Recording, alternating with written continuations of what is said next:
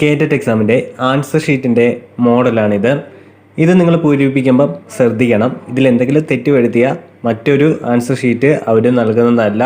പിന്നെ ആ തെറ്റോടു കൂടി നിങ്ങൾ അടയാളപ്പെടുത്തി കൊടുത്താൽ നിങ്ങളുടെ റിസൾട്ടും വരുന്നതായിരിക്കത്തില്ല. അതുകൊണ്ട് തന്നെ ഇത് കൃത്യമായി തന്നെ അടയാളപ്പെടുത്തുക.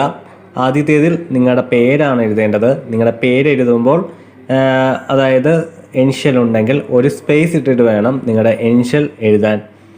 അതുപോലെ തന്നെ റോൾ നമ്പർ നിങ്ങൾ എഴുതി കൊടുക്കുക. അതുപോലെ തന്നെ ആ നമ്പർ അനുസരിച്ച്, ഇപ്പോൾ ആദ്യത്തെ നമ്പർ 1 ആണെങ്കിൽ താഴെ 1ൻ്റെ ഭാഗം കറുപ്പിക്കുക.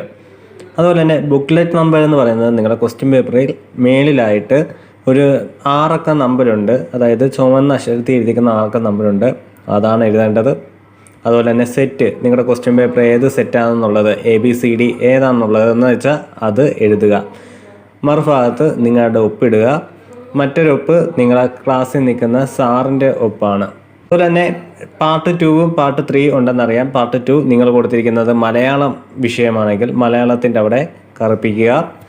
അതുപോലെ തന്നെ പാർട്ട് 3 നിങ്ങൾ ഇംഗ്ലീഷാണ് കൊടുത്തിരിക്കുന്നതെങ്കിൽ ഇംഗ്ലീഷിൻ്റെ ഭാഗവും കറുപ്പിക്കുക.